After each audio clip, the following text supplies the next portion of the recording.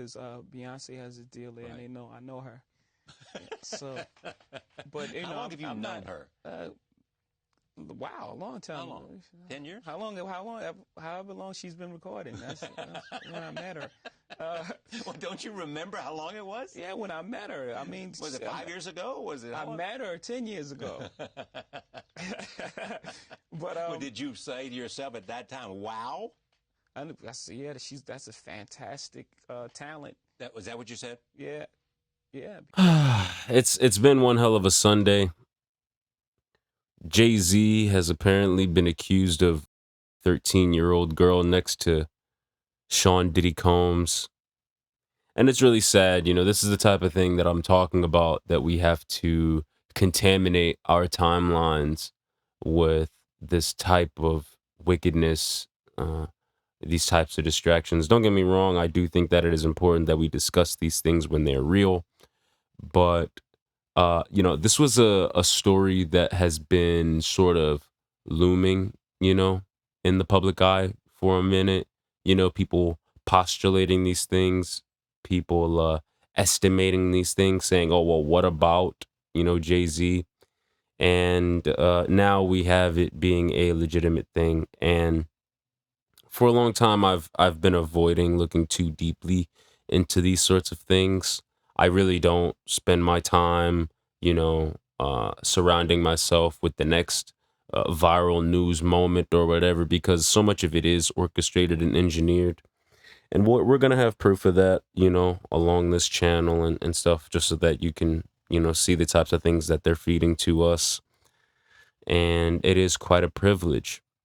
But this story, I feel particularly compelled to talk about because of the type of information that is brought to us, so that you can see for yourself, and also perhaps some of my perspective will help you to also formulate an opinion on, you know what should be done about these things. But without further ado, I just want to say, first and foremost, for Jay-Z, Sean Carter's sake, that he has already called the allegations idiotic in a statement that was released on Sunday evening.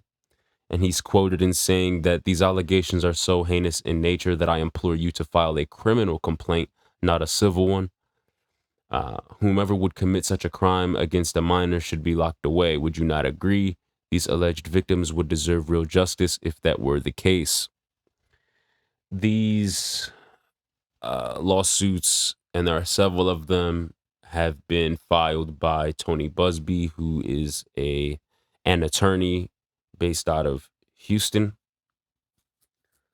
And this guy's pretty famous, This guy's pretty famous. He has been at the head of a number of high-profile lawsuits, not just this one involving Jay-Z, but also he's at the head of it was over 50, but I guess it's over 100 now, lawsuits involving minors or individuals who were sex trafficked by Sean Diddy Combs. He also is the lawyer who was at the head of the $750 million lawsuit against Travis Scott. And he also represented at least 21 clients alleging sexual misconduct against NFL quarterback Deshaun Watson. And, I mean, on one hand, these things can kind of look like, oh, this guy is a sort of a hero, he's out here fighting the good fight, trying to bring justice for people. But, I mean, we saw what happened with people like Michael Jackson, where that case was very much fabricated and used to bring him down, you know, um, and we've seen many other, cases of the sort just all throughout the course of history with false rape accusations. These are the types of things that really turn men off to wanting to have sex, and deal with women and stuff like this, especially because we don't walk out of these situations with, women defending their honor. You know, if anything, what I've been seeing on Twitter, which is of course, the first place where I saw this X, the first place where I saw this, you know, most of the comments are filled with people talking about, you know, women talking about, ooh, Beyonce, you need to leave him, you know, or even saying that, oh, there's no way that Beyonce didn't know about this. Beyonce definitely knows. It's way too much time for her not to know. And of course, the Illuminati statements and all these sort of things. I mean, it's incredible. Like it's just incredible. Just, you know, people. And when I look at these things, you know, again, like the Sean Diddy situation, or even this recent Daniel Penny situation, um, or whatever, you know, when they say when you're trying to get a jury, you know, you're trying to find people who don't know anything about the case. And when you make things so public, it actually makes it that much more difficult in the eyes of the justice system to come up with a fair uh, and unbiased or whatever trial as much as possible, you know, when trying to find jurors. So, thus, it is pretty probable that these sort of cases get dropped and it's hard to, you know, get actual justice on these situations. I mean, you even have this Hunter Biden recent situation where it is proven that, you know, on his laptop, you know, he has um, evidence or had evidence of being sexually involved with minors and things of that nature, but the media suppressed these things. And now it's all the way to the point where President Joe Biden has pardoned him, all things regarding to it, not just the recent case, but things going all the way back to 2014 so that he can't be tried for it. And so really it's just looking like another one of those situations, because they're obviously not going to kill him, right? They're not going to do anything to him. This most likely isn't going to be an Epstein situation. This most likely isn't going to be a Weinstein sort of situation. Even though Weinstein is alive, who knows? You know, maybe these guys will, you know, bake a little bit in prison for long enough and die in there. But you know, just at the end of the day, you know, these such high profile situations where it's so difficult for us to reach a point of justice, a point of consequence or punishment, because the system kind of, or very much, rigs itself to incubate criminality, to incubate the wickedness, as opposed to actually getting to the bottom of the situations. And it's not just the judges, it's not just the law enforcement, it's the lawyers as well who corroborate with the wickedness, and it's the individuals themselves who know the game. You know, it's pretty difficult to really get to the bottom of the truth when you look at the situations, um, just because of the overwhelming evidence that we have in our history of abuses of the system. But I'm going to give you a rundown of what the lawsuit actually says that Diddy and Jay-Z did. So, first and foremost, apparently the female was 13 years old or whatever at the time. The lawsuit claims that in 2000, Combs and Carter raped her at a house party after the MTV VMAs in New York. She said that a friend dropped her off at the VMAs at Radio City Music Hall. She didn't have a ticket, and she approached various limousine drivers to try to gain access to the show or an after party. One driver told her that he worked for Combs and that she fit what Diddy was looking for. He invited her to a party after the show and told her to return to his car later in the evening after he transported Carter and Combs. Later, the driver picked her up, and after 20 minutes, they arrived at a white house with a U-shaped driveway. She had to sign a document she believed was an NDA on arrival and did not receive a copy to enter the party, which the suit says was filled with celebrities and people doing marijuana and cocaine. She was offered a drink that made her feel woozy, lightheaded, and felt like she needed to lie down, and she went into a room to rest. Shortly afterwards, Combs and Carter entered the room with Combs, saying, "You are ready to party." That's when she alleges Carter removed her clothes, held her down, and raped her while Combs and an unnamed female celebrity watched. She says Combs also raped her as Carter and the woman looked on. The suit says that she was able to resist being forced to perform oral sex on Combs by hitting him in the neck and that he stopped. After the alleged assault, she grabbed her clothes and left. She made her way to a gas station where she called her father. The accuser is seeking unspecified damages. It is filed under New York's Victims of Gender Motivated Violence Protection Act. Uh, you know, there's just so many factors here at play, right? That just show why, uh, you know, we really need to reconsider certain processes and just generally, right? Like certain aspects of our culture and social environment. I mean, from the girl, first of all, being 13, to not having a ticket, to clearly trying to get, extraneous privileges or extraneous access, extra access to the event or events. She was clearly looking for some action. Um, it's just it's so much, man. Like it's just so much.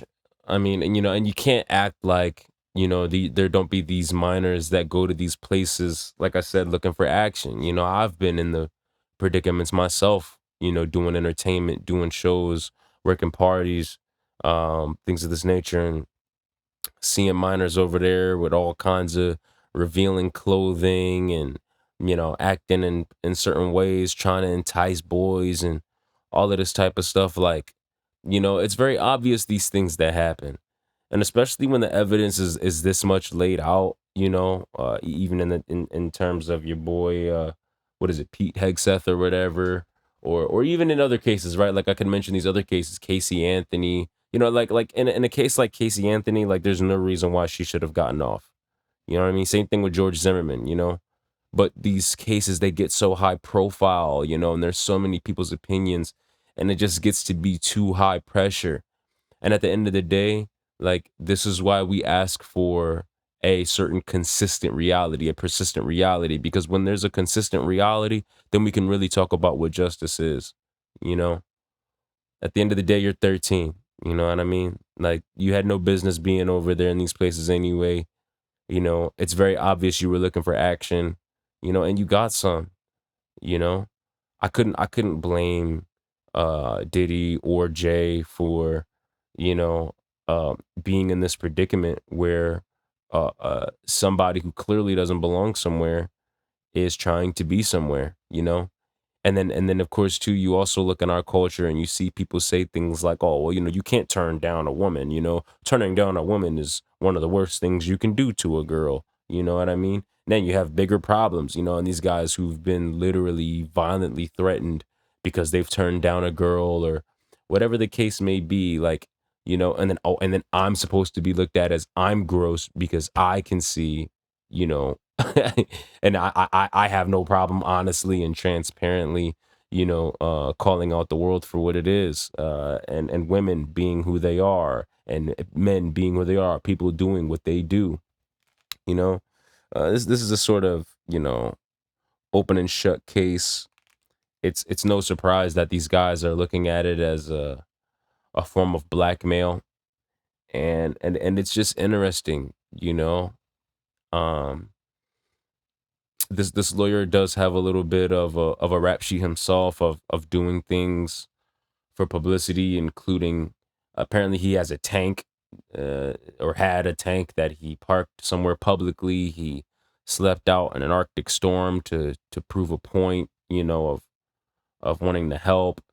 The dude's a former Marine. Marines are assholes, in case you guys don't know that. um Marines are actually some. If you want to be able to identify somebody who's a dick, like if you want to find out where the dicks are, man, it's the Marines. And this dude is a former Marine. He was actually arrested in Harris County on charges related to driving while intoxicated. The Harris County District Attorney had dismissed the case, although controversy ensued due to the fact that He completed a year-long probation program in 8 months, and he has apparently financially contributed to the district attorney's 2014 election campaign. So, I mean, the system is just, crooked all up and down. And you wonder again why there's no justice. And as I spoke about in the previous video regarding why recording studios are closing and et cetera, et cetera, the reason why, is just simply because of the fact that, people don't have as much opportunity as they could in this society. Like, I don't think it would be as much of an object of of money, right? Being able to abuse money if money were accessible, right? If opportunity were accessible to people, right? It'd be, not only would it be less accepted, but also it would be less objectified, right? As like something that plays into justice. Because at the end of the day, those same people who are taking, bribes, right? Taking favors, and things like this, for immunity, they would also agree with everyone else in saying that money is pointless, right? That money is meaningless, that life isn't all about money, and stuff like that. So, it's just providing a little bit of an overview. I'm definitely not somebody who is going to be over here just entertaining all the pedophilia nonsense, but uh, you know this case, right? Like, if you actually look at some of the details that are being brought to it, you see that, well, you're going to see that whether A, this story sounds just absolutely ridiculous, or you would see that B, there's just not enough information, and in the meantime, being mindful of our system, being mindful of, how things have operated for so long, how things have gone. You can very easily see how, oh well, these people are probably going to walk away with no justice being served, right? Because of the voice of public opinion, and terrible fan bases, right? Like how people operate.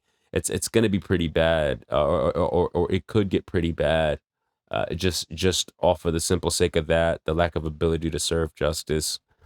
And yeah, man, like, this is why people like me tend to stay away from these kinds of things. you know um America needs help. America needs very big help. And at the same time, it has and is orchestrated its own demise. And yeah, unless we get really real about this and start doling out some actual consequences and punishments, it's not going to get any better. So yeah, that there's that Jay-Z Diddy situation, that you guys were looking for. And by the way, in all these lawsuits, there's no names, right? It's all Jane Doe's. It's all anonymity. There's no there's no explicitness about it, except for the obscene and explicit acts that are being alleged of these gentlemen. And hey, man, we need to get our shit together. That's how I feel about it. That's what I think about it. Um, I do implore you to pick up my book Judgment Day, so that you can see again how these things repeat. Again, I speak about these things. I speak about the objects of relevance. Sex being one of them. I talk about how people weaponize sex, and truly how it desensitizes us to each other, to sex as an object, as a motivation, and things of that nature. And really, like, this is the type of thing that they want, when we're doing this type of stuff.